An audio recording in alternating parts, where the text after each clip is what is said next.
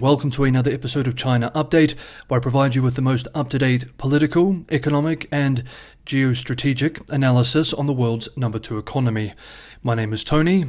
Let's jump in. Happy Saturday, everybody. I hope you're enjoying your weekend. Today, Taiwan is holding its presidential election, so we will have a special episode tomorrow, Sunday, to cover the results. For today, it's the weekend, so it will be a foreign affairs heavy episode. Let's begin with updates from this week in US-China relations. This week, Liu Jianchao, Minister of the International Department of the Party's Central Committee, made a special trip to the United States, and it was quite a busy schedule. Many believe that Liu may replace Wang as foreign minister.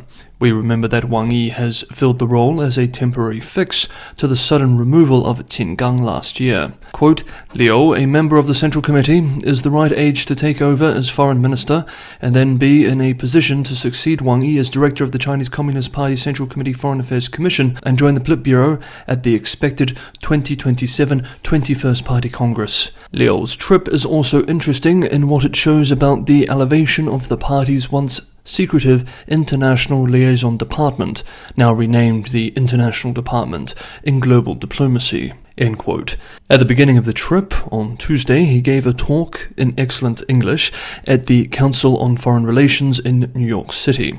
There was nothing particularly new in his comments, however, and of course he pushed the so-called San Francisco vision, which we have discussed in relation to US-China relations. Liu also met with News Corp CEO Robert Thompson and the leadership of Dow Jones, Wall Street Journal, and Barron's. It's unclear what they discussed, but some speculate that journalist visas may have been a topic. Many US journalists have been barred from getting visas into China since early in the pandemic. Liu met in New York with some other financiers and business executives, including founder of Bridgewater Associates, Ray Dalio, 2 former U.S. Treasury Secretaries, and a former U.S. Undersecretary of State. Then he came to D.C. on Thursday, where he met with Principal Deputy National Security Advisor John Feiner. According to the official White House readout of the meeting was part of an ongoing effort to maintain open lines of communication and responsibly manage competition. Quote, the two sides discussed the ongoing implementation of key outcomes from the Xi-Biden summit, including the resumption of military-to-military communication and cooperation to combat illicit drug manufacturing and trafficking. The two sides also discussed global and regional security issues, including challenges in the Middle East, Russia's war against Ukraine, and cross-strait issues. End quote. Meanwhile, this week also saw a virtual meeting with the U.S. Homeland Security Secretary and Chinese Minister of Public Security to discuss fentanyl and other topics. According to the official Homeland Security readout, participants discussed the importance of cooperating on key law enforcement issues, including combating the illicit flow of synthetic drugs such as fentanyl and their precursor chemicals by increasing information sharing and enhancing standards for chemical exports. We remember back in November, Biden and Xi agreed to resume bilateral cooperation on counter-narcotics issues, including the establishment of a working group for ongoing communication and law enforcement coordination between the two countries. This is part of that ongoing effort. In an additional sign of modest stabilization in China-US relations, this week saw the so-called 17th China-US Defense Policy Coordination Talks in Washington, D.C. The meeting was co-chaired by Deputy Chief of the Office for International Military Cooperation of China's Central Military Commission and the Deputy Assistant Secretary of Defense of the U.S. Department of Defense. Meanwhile, on Thursday, Commerce Secretary Raimondo had a call with Minister of Commerce Wang. Unsurprisingly, he complained about U.S. technology restrictions on China.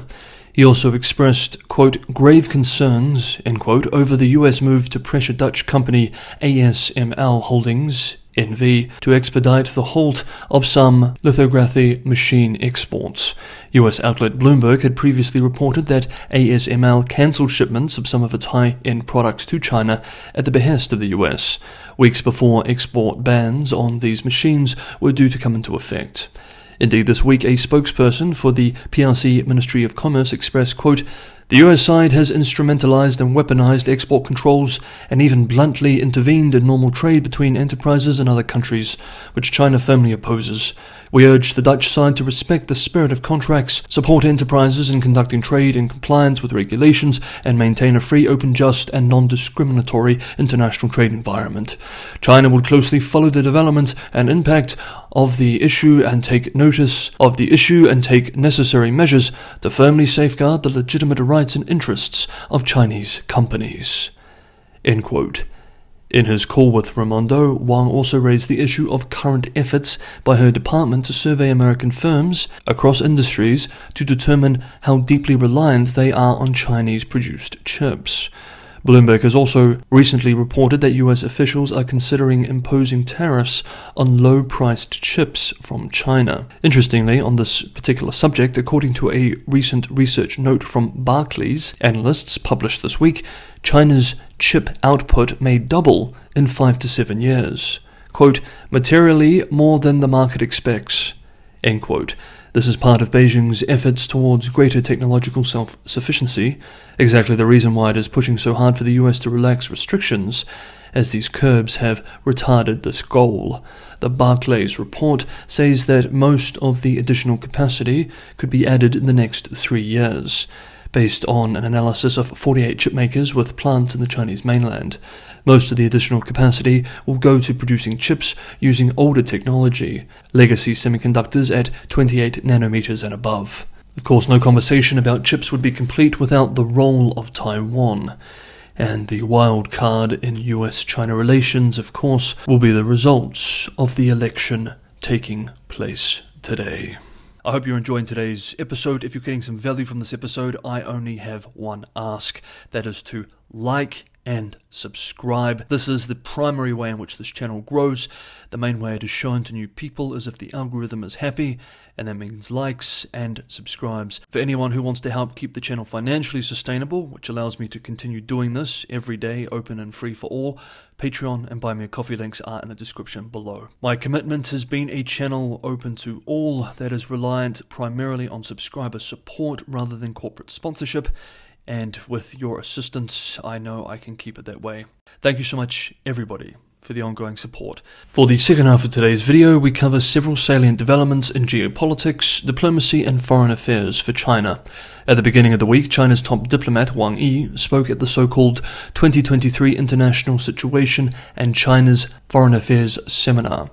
The speech was called Self-Confidence and Self-Reliance, Openness and Inclusiveness, Fairness and Justice, Cooperation for Mutual Benefit. State media writes that in the speech, Wang, quote, reviewed the accomplishments China made in diplomacy in the previous year and reaffirmed the mission for 2024 that was set by the Central Conference on Work Relating to Foreign Affairs. End quote. On Wednesday, the president of the Maldives made a state visit to China, to Beijing, where he met with Xi Jinping, and his country was added to the list of countries for which Beijing has a, quote, comprehensive strategic cooperative partnership, end quote. Xi Jinping said that the people of the two countries established friendly ties through the ancient maritime Silk Road, and that China stands ready to synergize the development strategies, advance high-quality Belt and Road cooperation, and set a new benchmark for the China-Maldives friendship. The Maldives side expressed support for Xi's Global Development Initiative, Global Security Initiative, and Global Civilization Initiative.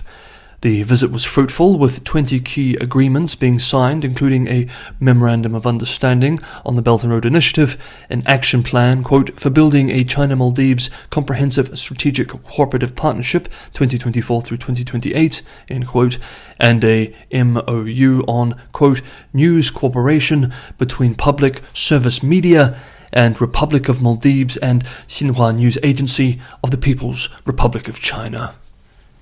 End quote. Okay, now let's focus on China's Middle East policy, and we need to discuss Beijing's responses to Gaza and the Houthi attacks in the Red Sea. We will touch on the former here, and the latter we will discuss in tomorrow's episode. This week, Leonard, Director of the European Council on Foreign Relations, published an excellent and widely shared opinion piece called China's Game in Gaza, How Beijing is Exploiting Israel's War to Win Over the Global South. In June last year, Leonard warned in a foreign affairs piece that while most Western leaders and policymakers try to preserve the existing rules-based international order, perhaps updating key features and incorporating additional actors, Chinese strategists increasingly define their goals as survival in a world without order. The Chinese leadership, he argued, believes that the global architecture that was erected in the aftermath of World War II is becoming irrelevant, and that attempts to preserve it are futile. Instead of seeking to save the system, Beijing is preparing for its failure. It is with this thinking in mind that we now examine Leonard's piece from this week, which we now quote selected excerpts from directly. Hamas's October 7 attack and Israel's military campaign in the Gaza Strip have presented Beijing with yet another crisis to exploit. While the United States discredits itself with the countries of the Global South through its seemingly unqualified support for Israel, Beijing has carefully calibrated its response to the war, paying close attention to public opinion in the developing world. Since the start of Israel's campaign in Gaza, which the Biden administration has largely endorsed, distrust of the United States has deepened across the Arab world. Opinion polls show that Arab publics now favor China over the United States. This is part of a long-term trend, but one that is being exacerbated by the war in Gaza. Polling conducted in the fall of 2023 in 8 major non-Western countries, Brazil, China, India, Indonesia, Russia, Turkey, Saudi Arabia and South Africa, by the European Council on Foreign Relations, which I direct, found that China, in contrast to Western powers, is much more closely aligned with public opinion in the Global South. Whether it is believing in the likelihood of Russia winning its war with Ukraine, the likelihood that the EU might fall apart, or the fragile state of American democracy, China's official positions take great care to reflect the sentiments of the average Brazilian or Turk. China's attempt to mirror global public opinion on the Israeli-Palestinian conflict is part of a much broader strategy aimed at winning over the Global South. China is not trying to unite these countries in a Chinese-led anti-Western alliance, as many in Washington seem to believe. Whereas the United States talks about how other countries should align with its positions and follow global rules, China presents itself as a champion of a multi-civilizational world and a partner for development and sovereignty. Indeed, Beijing's selling point is precisely that in a world of fragmentation, it is not forcing other countries to choose sides.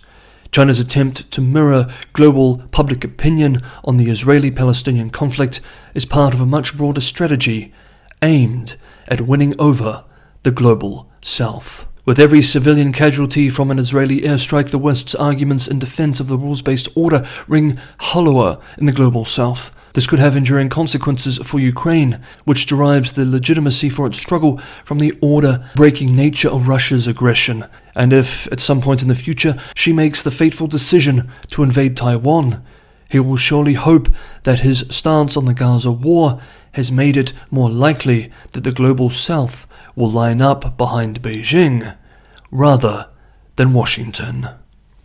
Here ends the direct quote and today's episode of China Update. Thank you so much everybody for watching. Have a good weekend, and I will see you all tomorrow.